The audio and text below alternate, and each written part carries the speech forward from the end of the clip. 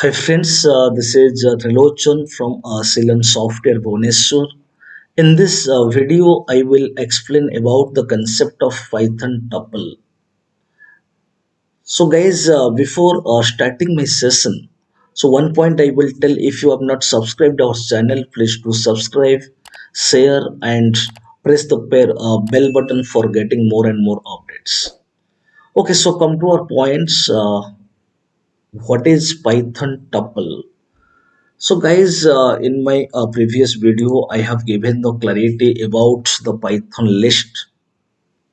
So basically, the concept of a list and tuple is almost same, only it is one difference. List is mutable, whereas tuple is immutable. List is mutable means changeable behavior. So many operations that we are performing over list that already in my previous video already I have given the clarity. But tuple is immutable, so that means a non-changeable behavior. If I want to perform some operation over tuple, so it is not able to perform. That's why we can say tuple is immutable. So I can write point number one. It is a collection. It is a collection in Python. So duplicates are allowed. Then insertion order is preserved. Insertion order is preserved. So that means in which order we will insert data, in same order we will get data. So already I have given the clarity this concept in list also. So here only point difference is TOEFL, or it is immutable. Mutable means non-changeable of behavior. So we cannot perform any operations over tuple. So we will see. So now we will go to our Jupyter notebook environment.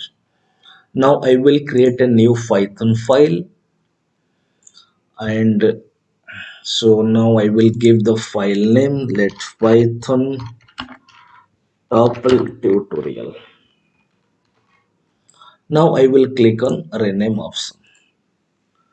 So guys, this is my Jupyter notebook environment. So here we will represent tuple in various approaches. Python, Python tuple. Let my tuple name is T1, and within parenthesis list, within square bracket we were assigning data, set within curly bracket we were assigning data, but in tuple within parenthesis, since it is a collection, so we can assign multiple types of data items. Suppose 100 comma 12.341 float value, suppose I inserted, then a boolean value true, then let a string value Python, then a duplicate value, suppose 100 I will take, then 300. So what is the value of t1? So let t1 is my tuple name. Now I will hit run. So you see, so this is tuple. So within parenthesis, if you will see the output screen, within parenthesis, so the data item is coming. So we can say that that is a tuple. So here our tuple name is t1. Duplicates are allowed, so here 100 and here 100 duplicate data items are allowed. Another is insertion order is preserved. So first data item I had inserted 100, then 12.34, then true. In which order we had inserted data item, in same order we got that data item. So that's why it is called as insertion order is preserved. The same way, so since it is a tuple and the concept of tuple and is almost same as the concept of list. That means internally a memory will allocate the name of the memory is t1 and containing these data items. So individually, if I want to access data item, so through the index value, so we can access. So I can write also accessing. If I want to access data item individually, so by the index value, so I can write t1 of 0. So now I will hit run. So t1 of 0, that is 100, t1 of 1, that is 12.34, t1 of 2, that is true, t1 of 1, that is 12.34. So that means index value automatically generating from 0 to n minus 1. Zeroth index data item is 100, one index data item is 12.34, two index data item is true, three index data item is Python, four index data item is 100, five index data item is 200, 300 is the sixth index data item.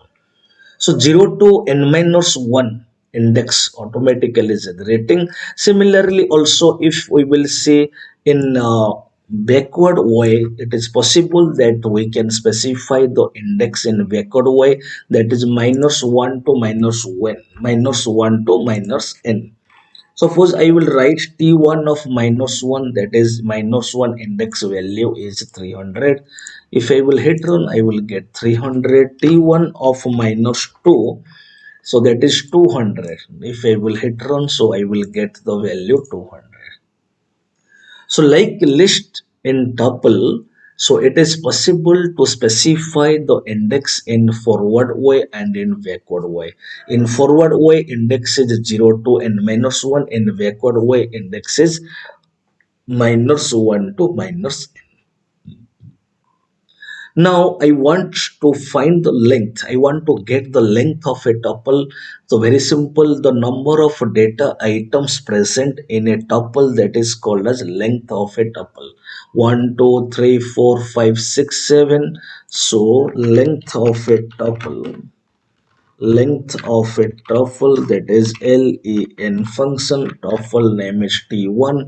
Now I will hit run 7. That means there are 7 data items present in a tuple.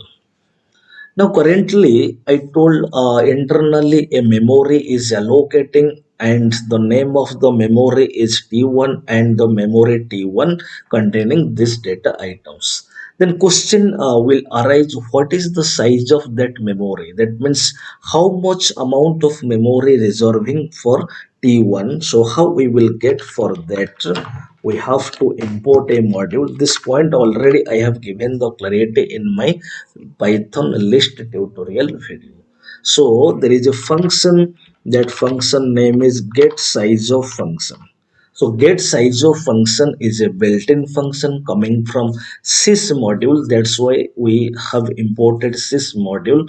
So how that get size of function is invoking, that is sys dot get size of, within parenthesis I will write t1, that is my tuple name. So now I will hit run. So you see, so 96 bytes, 96 bytes of memory reserving for T1 and the T1 containing these data items. Now I want to retrieve all data items from tuple. So very simple, in which way that we had retrieved all data items from list. In same way, we will retrieve all data item from tuple. That is nothing but by using a for loop for k in tuple t1, then print k. That means for each value of t1 in k, I will print the value of k. Print k is the loop body. So what is the mechanism? What is the flow control behind this context? So first data item of t1, that is 100. So now 100 will come to k is my loop variable. When a data item coming to a loop variable, assigning into a loop variable, then loop body will execute. So first the data item 100 will come to k, print k. The value of k, that is 100, will print. So after executing the body, the control will go to the next data item, that is 12.34. Now 12.34 will come to k. So when 12.34 will come to k, again body will execute print k, that is the value of k, that is 12.34 will print. So after executing the body, control will go to the next data item, true will come to k, again print k, true will print. After that, control will go to next data item, python will come to k, again print k body, this line will execute, so python will print. After that, control will go to next data item 100, again 100 will come to k, again body will execute, print k. The value of k will print, that is 100. After that, control will go to next data item 200, again 200 will come to k, again body will execute, print k, 200 will print. After that, control will go to the next data item 300, again 300 will come to k, again body will execute, print k, 300 will print. After that, control will go to the next data item, but there is no data item. So when the control will find no data item, so at that moment loop will terminate. So when loop terminated, before that already we will get all data items. Just to see, I will hit run. So I got all data items. So this is called as retrieving all data items from a tuple. So for each value of t1 in k, so one by one data item is assigning into a loop variable, then body is executing. So in this way that we got or we retrieved all data items from a tuple. Then we will go to the next point. So there are various approaches, there are various ways that we can represent a tuple. Let my tuple name is T2. Suppose within parenthesis, suppose one data item, suppose I will write apple. Then T3 equals to, then two data items, suppose I will write apple comma banana. Then t4 equals to, so within parenthesis, so three data items, suppose I will assign apple comma banana comma cherry. So now print t2, then print t3, then print t4. So what I am trying to represent, T2, T3, T4 as tuple. So T2 one string value, so that is apple that I have assigned. Similarly in T3 tuple 2 data item that I have assigned, that is apple, banana. Then in T4 I have assigned three data items, so that is apple, banana and cherry. Just to see when I will hit run, so what I am getting the output. So from the output, what we are observing, so from the output we are observing T3 is a tuple because data item coming within parenthesis. Similarly, T4 is also a tuple because data items coming within a parenthesis. But T2, so it is not a tuple because apple without parenthesis it is coming to the picture, so we can say t2 is not a tuple. So for better clarity, so if I will write type function type of t2, just to see, now I will hit run str, we are getting the output, that means t2 is a string type of value. But type of t3, If I will run, then tuple type of t4. If I will hit run, so I got tuple. That means t3 and t4 is tuple, but t2 is not a tuple. So here one data item, when we are assigning within a parenthesis, so what we are getting the output, that output is not a tuple. So to make it tuple, so we can make t2 as a tuple. How? So simply it is a very simple solution. So you have to make it as a tuple, you have to specify a special symbol, that is simple comma. So guys, you remember when you are representing a tuple, but your tuple having one data item, that means you are going to assign one data item in a tuple. So you have to assign a special character or a special symbol, that is comma. Otherwise, so that will not consider as a tuple. So now I specified comma. Now again I will hit run. Just to say, now we got T2 is a tuple because apple came within a parenthesis. So now if I will see for better clarity, so type of T2, now I will hit run, I got tuple.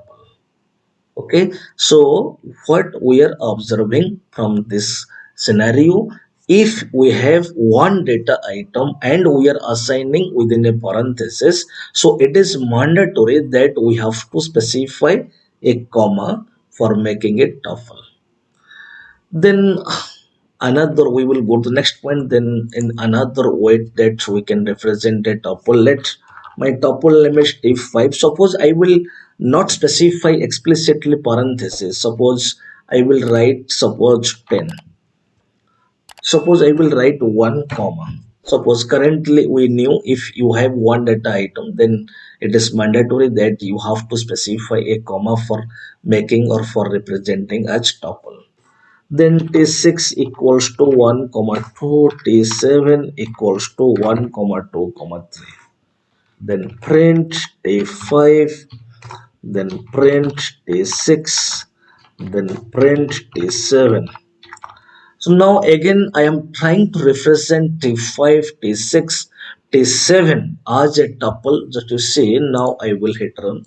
So now we got happily T5 as a tuple, T6 as a tuple, T7 as a tuple. So what we are observing, it is another approach. So when we are representing, so it is not mandatory, it is optional, so that we can specify parenthesis or we cannot specify parenthesis. So this is another approach that we can represent tuple. Then guys, we will move forward. We will go to the next point, tuple assignment. Tuple assignment. Suppose we have three attributes. We have three attributes. Suppose registration number, comma, name, comma, branch name. Suppose we have three attributes and we have a tuple. Let my tuple name is S equals to registration. Suppose my value is 101. Then name is suppose Sachin. Then branch name, for branch name suppose, so there is a value CSA. So here S is a tuple containing three data items 101, Sachin and CSA. So now I can write registration number equals to 101 is 0th index value, Sachin is 1 index value, CSA is 2 index value. So I can write S of 0. That means the value of S of 0 that I will assign in registration number. Similarly, I can write name equals to S of 1, then branch name equals to S of 2. Then print registration number, then print, then name, then print, then branch name. So now I will hit run. So to see Just to see, now print name. So happily we got this output 101 such in CSC, and this is called as what? Tuple assignment. So now the value 101, that is zeroth index value. So in which way that we will represent s of 0? S of 0 means that is the value of s of 0. So the value of s of 0 I assigned in registration number. The value of s of 1 I assigned in name. Similarly, the value of s of 2 I assigned in branch name. So this is called as tuple assignment. Then we will go to the next point. So another way we can represent as a tuple. So by invoking tuple constructor, another way, so another approach to represent a tuple. Let my tuple name is, suppose my tuple equals to, there is a constructor, tuple constructor. So here the syntax is within double parenthesis. I can write, suppose I will write apple, then comma banana, then comma cherry, then comma suppose orange. Four data items that I will assign. So what is the value of my tuple? What is the value of my tuple? Now I will hit run just to see we got a tuple apple, banana, cherry and orange. So guys, you remember this is another approach that we can represent as tuple. How? By invoking tuple constructor. By invoking tuple constructor, we are getting a tuple here. Let my tuple name is my underscore tuple. Then we will go to next point. We can perform some slicing operation. Slicing. Suppose I will write tuple name is my tuple. Suppose I will write colon 3. So what is the meaning? Colon 3 means from the beginning, so we will count first three data items, that is apple, banana, that is apple, banana, cherry. One, two, three, first three data items. Now I will hit run apple, banana, cherry. Suppose if I will write my underscore tuple, so within square bracket, so I can write also one colon, suppose 3. Let it suppose. So what is the meaning? 3 currently we stored it. 3 means what? The first data items. The first three data items we were considering, that is apple, banana and cherry. Then one means from one index onwards. From one index onwards, that is zeroth index apple, one index banana. So first of all, first three data item considering to our picture, that is apple, banana, cherry, and from one index, that means onwards. So banana, cherry will be the output. If I will hit run, so I will get banana and cherry. So if I will write tuple name is my tuple, and suppose only simply colon if I will write, so that representing all data items apple, banana, cherry and orange. Okay, so if I will write my underscore tuple, if I will specify the negative, suppose index, if I will specify suppose minus 3, that means before minus 3 the data item will come, that is apple and banana. So before suppose if I will write colon minus 3, suppose, so I will get apple, I will get, so you see colon minus 3, what I am getting, this is because minus 1, minus 2, minus 3. So first of all you will specify which is minus 3. Minus 1, that is index value, that is orange. Minus 2 data item is cherry. Minus 3 is banana. So we will consider all data items so after minus 3. So that is apple. This is minus 4 data item, that is apple. So this is called as slicing. Colon minus 3 means after minus 3 index data item, if the data, whatever the data item available in tuple, so that data item is coming to our picture. So this is all about slicing operation in tuple. Then, so first from the beginning, I have given the points, I have given the clarity. Tuple is immutable. Immutable means non-changeable behavior. So if I want to perform any operation, so it is not possible. So in case of tuple, because so in list we have seen so many built-in functions are available. By using built-in functions, so many operations that we had performed in list. But in a tuple, so that type of built-in functions not available. So if I want to say to get all built-in functions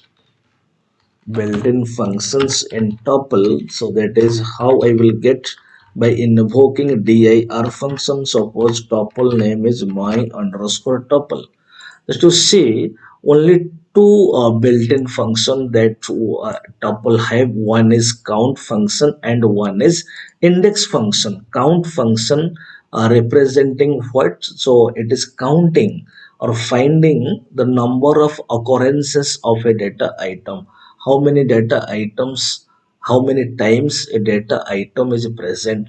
Index function similarly, it is representing what? The index value of a particular data item.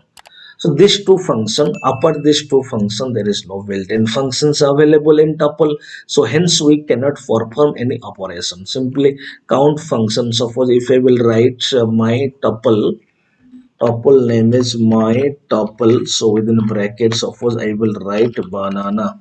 That means how many times the data item banana is present, that is one time. So if I will hit run, so I will get one. So tuple, sorry, my tuple dot count function, so if I will hit run, so I will get one. Similarly, if I will write my underscore tuple dot index function, and within brackets suppose I will write banana, so that means what is the index value of data item, that is banana. So this is one index. So if I will hit run, so I will get one. If I will write cherry, so I will get two. So only simply two function, one is count function and one is index function. Count function representing what? The number of occurrences of a particular data item, that means how many times the data item is present. Similarly, index function representing what? The index value of a data item. So here in TOEFL, so we cannot perform any operation. If we are trying to perform any operation such as remove operation or insert operation or any operation, if we are trying to do, definitely we will get an error. So guys, this is all about tuple. I hope everybody got the clarity and everybody will enjoy with my video. So now we will wind up our session. Thank you to all of you.